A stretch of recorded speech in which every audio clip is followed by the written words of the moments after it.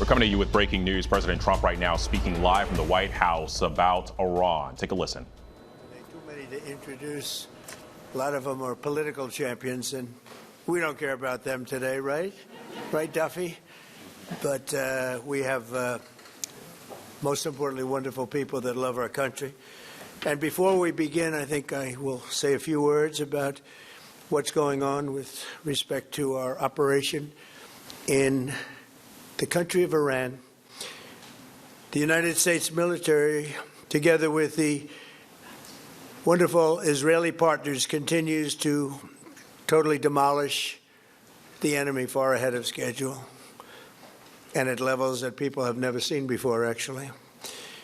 We're destroying more of Iran's missiles and drone capability every single hour, knocking them out like nobody thought was possible. As soon as they set off a missile, within 4 minutes, the launcher gets hit. They don't know what's happening. But we have the greatest military anywhere in the world. Their Navy is gone. 24 ships in 3 days. That's a lot of ships. Their anti-aircraft weapons are gone. So they have no air force. They have no air defense. All of their airplanes are gone. Their communications are gone. Missiles are gone. Launches are gone. About 60% and 64%, respectively. Other than that, they're doing quite well. I said, what's left? But they're tough, and they want to fight. And they're calling. They're saying, how do we make a deal? I said, you're being a little bit late. And we want to fight now more than they do.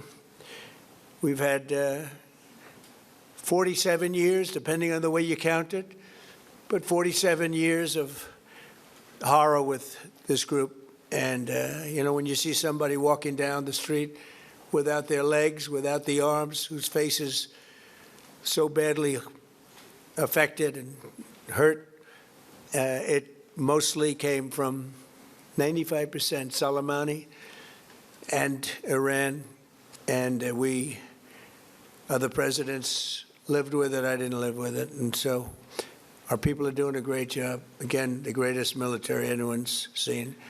Thank you.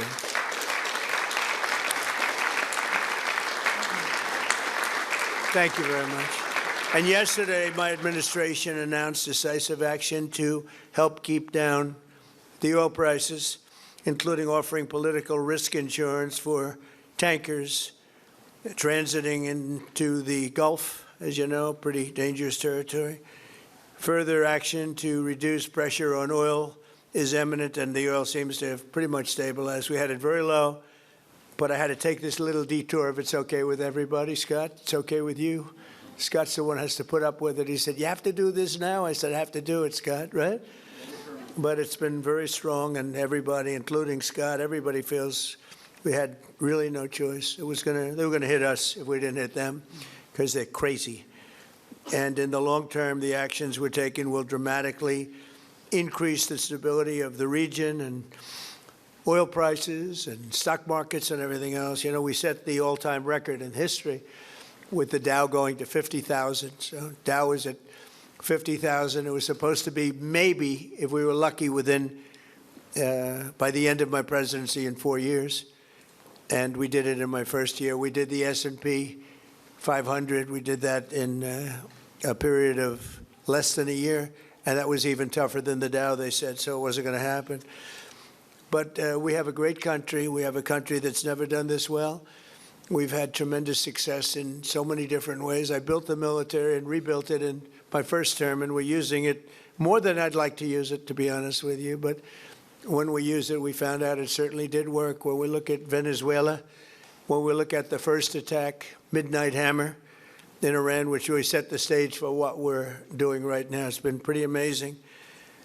And I'm once again calling on all members of the Iranian Revolutionary Guard, the military and the police, to lay down their arms. They're only going to be killed. And now is the time to stand up for the Iranian people and help take back your country. You're going to have a chance after all these years to take back your country. Accept immunity. We'll give you immunity. And we'll be giving you really the right side of history, because that's what it is. So you'll be perfectly safe with total immunity, or you'll face absolutely guaranteed death. And I don't want to see that. They don't want to see it either. We also urge Iranian diplomats around the world to request asylum and to help us shape a new and better Iran with great potential. It's a country with great potential. There's much better future for Iran. It's now beginning. It's going to be, I think, a great future. And the United States will ensure that whoever leads the country next, Iran will not threaten America or its neighbors, Israel, anybody. If you look at what happened, they had missiles aimed at all of these other countries, Qatar, Saudi Arabia, UAE, many others, that weren't really involved very much, and they had missiles aimed. Well, they were aimed there long before this ever started. They were going after the entire Middle East, and then we came along. We blew up their party. So we have phenomenal people. I want to thank all of the people that have been involved. Marco, you've been doing a fantastic job. And you've been doing a fantastic job on a place called Cuba.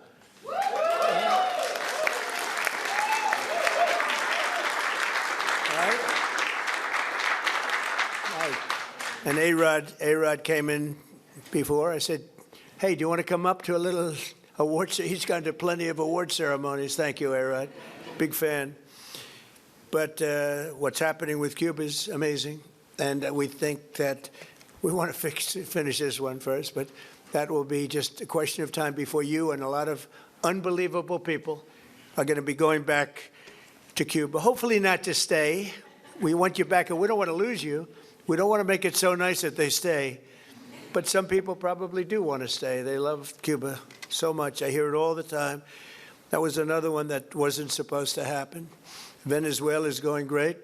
It's been stabilized. We have a wonderful person as your president-elect, Delcy Rodriguez, and she and her staff have been doing a fantastic job working with us. We're taking out hundreds of millions of barrels of oil, and it's going to Houston and various other places where it's being refined, and we're sending them back far more money than they've made in many years, and actually very shortly it'll be more money than they've ever made.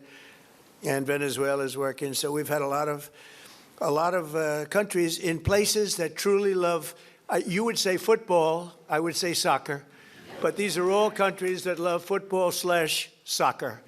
And so I think the group likes it. And if you'd like, you could sit. I know I'm a very exciting speaker, but you can sit down if you'd like, okay? I'm looking at everybody standing. I'm saying, let's sit down. Because we're here to honor these great champions, and we want to. All right, you were just listening to President Trump there at the White House. This was a ceremony for Inter Miami CF, the MLS team there, behind President Trump as he's addressing the audience there and reporters. But obviously, news of day being about Iran, the president really kind of giving an update on this mission, this joint mission between U.S. and Israeli forces against Iran there at the White House. And I want to bring in our senior national policy reporter, Ann Flaherty, who is listening in. And the president really touting success here. At one point, he had said that Iran is tough. They want to fight, but now they want to talk. And you know, for him, it's a little too late. But touting the success, 24 ships, he says, that they destroyed in 2 days, and almost all of their anti-aircraft resources decimated. The president really steering the narrative here, talking about the success of this campaign. Yeah, that's right, Alex. I mean, he really gave details there. He talked about 60% of missile and missile launchers being destroyed. He talked about ballistic missiles. As soon as they are fired, within 4 seconds, they're destroyed by the U.S. military. He's, as you mentioned, that 24 ships gone from the Iranian Navy in just 3 days.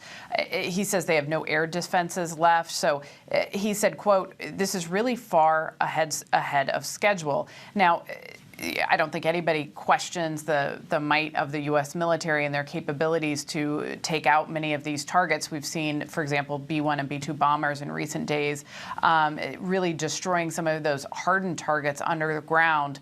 But of course, the question is what happens next? And, you know, he has been reluctant to talk about it. We heard that he just got on the phone with John Carl, one of our correspondents, and he told him, you know, I don't want to talk about, forget next. He says what we're doing now is great, it's working. He just wants to focus on that.